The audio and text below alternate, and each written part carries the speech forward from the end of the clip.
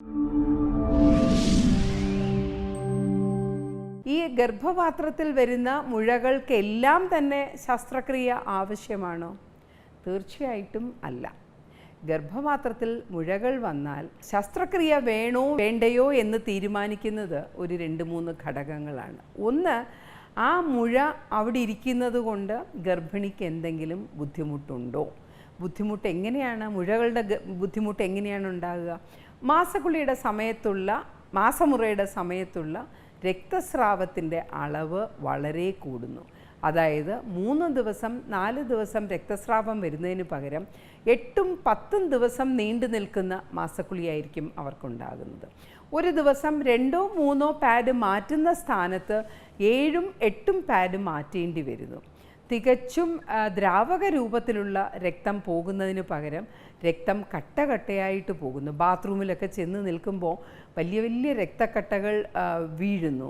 അല്ലെങ്കിൽ രാത്രി ഉറങ്ങുമ്പോൾ നമ്മളുടെ അടിവസ്ത്രങ്ങളൊക്കെ നനഞ്ഞ് ആ നനവ് തട്ടി നമുക്ക് എഴുന്നേറ്റ് പാഡ് മാറ്റേണ്ടി വരുന്നു. ഇങ്ങനെയൊക്കെ ഉണ്ടെങ്കിൽ രക്തസ്രാവം കൂടുതലാണ് എന്ന് മനസ്സിലാക്കാം. പിന്നെ ഈ രക്തസ്രാവം കൂടുന്നതുകൊണ്ട് സ്ത്രീകൾക്ക് എന്താണ് ബുദ്ധിമുട്ട്? അവരുടെ രക്തത്തിലുള്ള ഹീമോഗ്ലോബിൻ്റെ അളവ് കുറയുന്നു. അളവ് കുറയുമ്പോഴത്തേക്കും അവർക്ക് പലവിധ ബുദ്ധിമുട്ടുകൾ ഉണ്ടാകുന്നു. അതായത് പെട്ടെന്ന് ക്ഷീണം വരുന്നു, ദേഷ്യം വരുന്നു, ഉറക്കം കൂടുതൽ, നേരത്തെ പോലെ കാര്യങ്ങളൊക്കെ ചെയ്യുന്നതിൽ ഉത്സാഹമില്ലായ്മ, കുറച്ച് നടക്കുമ്പോൾ തന്നെ ശ്വാസം മുട്ട് വരുന്നു, പടി കയറുമ്പോൾ ഇടിക്കുന്നത് പോലെ നമ്മുടെ ഹൃദയത്തിൻ്റെ ഇടിപ്പ് നമുക്ക് ബുദ്ധിമുട്ട് ഉണ്ടാക്കുന്ന വിധത്തിൽ നമ്മൾ അറിയുന്നു. ഇതൊക്കെയാണ് വിളർച്ചയുടെ ലക്ഷണങ്ങൾ. അപ്പോൾ മുഴയുടെ കൂട്ടത്തിൽ ഇങ്ങനത്തെ ലക്ഷണങ്ങൾ എന്തെങ്കിലും ഉണ്ടെങ്കിൽ, ആ രക്തസ്രാവം കൂടുന്നതിന് വേറെ കാരണങ്ങളൊന്നുമില്ലെങ്കിൽ തീർച്ചയായിട്ടും നമ്മൾ ആ ഗർഭപാത്രം എടുത്തു കളയണം.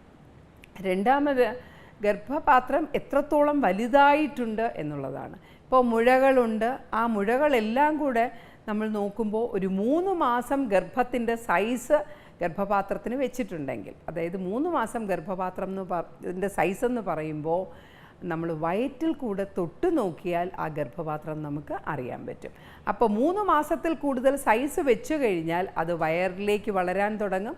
വളരുമ്പോൾ നമുക്കുള്ള പ്രധാന പ്രശ്നം എന്താണ്? നമ്മളുടെ കിഡ്നിയിൽ നിന്ന് വൃക്കകളിൽ നിന്ന് താഴേക്ക് വരുന്ന മൂത്രനാളിയെ മൂത്രനാളിയിൽ ഒരു പ്രഷർ കൊടുത്തിട്ട് ആ മൂത്രം പോകുന്നതിന് തടസ്സം സംഭവിക്കുകയും നമ്മളുടെ ആ സ്ത്രീകളുടെ വൃക്കകൾക്ക് ഒരു വീക്കം വയ്ക്കുകയും ചെയ്യും. അങ്ങനെ സംഭവിക്കുന്നു എന്നുണ്ടെങ്കിൽ, അതായത് 3 മാസത്തിൽ കൂടുതൽ സൈസ് ഗർഭപാത്രത്തിനുണ്ടെങ്കിൽ അതും നമ്മൾ എടുത്തു കളയണം.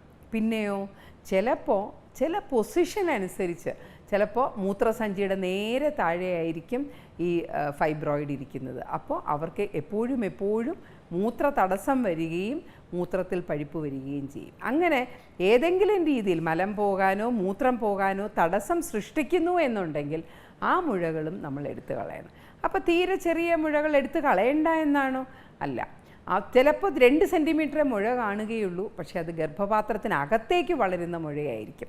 അങ്ങനെ വളരുന്ന മുഴകളും ഇവർക്ക് കൂടുതൽ ബ്ലീഡിങ് ഉണ്ടാക്കും. അപ്പോൾ 2 സെൻറ്റിമീറ്റർ ആണെങ്കിലും അത് ഗർഭപാത്രത്തിനകത്തേക്ക് വളരുകയും രക്തസ്രാവം കൂടുതൽ ഉണ്ടാക്കുകയും ചെയ്യുകയാണെങ്കിൽ ആ മുഴകളും എടുത്തു കളയണം.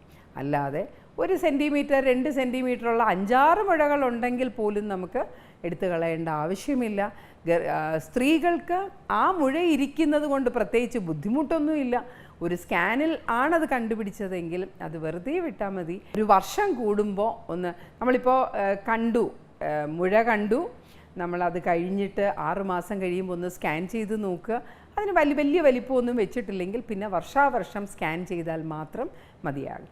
പലപ്പോഴും സ്ത്രീകൾ നമ്മളോട് ചോദിക്കുന്നത്, ഡോക്ടറെ ഈ മുഴ അവിടെ ഇരുന്നിട്ട് ഇനി വല്ല ക്യാൻസറും ആയി പോകുമോ എന്നുള്ളതാണ്. ഭാഗ്യവശാൽ ഈ ഫൈബ്രോയിഡ് എന്നുള്ള മുഴകൾ ക്യാൻസർ ആകുന്നത് വളരെ വിരളമാണ്. 1000 മുഴകൾ വരുമ്പോൾ അതിനകത്ത് ഒരു 5 എണ്ണം മാത്രമാണ് ക്യാൻസർ ആകുന്നത്. ക്യാൻസർ ആകുന്ന മുഴകൾക്ക് അത് പൊതുവേ മുഴകൾ വന്നിട്ടല്ല ക്യാൻസർ ആവുന്നത്, വരുമ്പോഴേ അത് ക്യാൻസറായിട്ട് വരും. അപ്പോൾ വലിയ ബ്ലീഡിങ്ങും ഒക്കെ ആയിട്ടായിരിക്കും, വേദനയും ബ്ലീഡിങ്ങും ഒക്കെ ആയിട്ടായിരിക്കും അത് വരുന്നത്. അത് കണ്ടാൽ നമുക്ക് മനസ്സിലാവും. അപ്പോൾ അങ്ങനെയുള്ള മുഴകൾ വന്നാൽ എടുത്ത് കളയണം. അല്ലെങ്കിൽ ക്യാൻസർ ആകുമോ എന്ന് പേടിച്ച് നമ്മൾ മുഴകളെടുത്ത് കളയേണ്ട കാര്യമില്ല. ഒരു 6 മാസം 1 വർഷം കൂടുമ്പോൾ സ്കാൻ ചെയ്തുകൊണ്ട് അതിന് പെട്ടെന്ന് വലിപ്പം വർദ്ധിക്കുന്നോ എന്ന് നോക്കുക. നമുക്ക് മാസക്കുള്ളിയിൽ വ്യത്യാസങ്ങൾ എന്തെങ്കിലും വരുത്തുന്നുണ്ടോ, നമുക്ക് മലം പോവാനും മൂത്രം പോവാനും എന്തെങ്കിലും തടസ്സം വരുത്തുന്നുണ്ടോ എന്ന് നോക്കുക. ഇതൊന്നും ഇല്ലെങ്കിൽ അത് ഗർഭപാത്രത്തിൽ ആ മുഴകൾ അവിടെ ഇരുന്നോട്ടെ.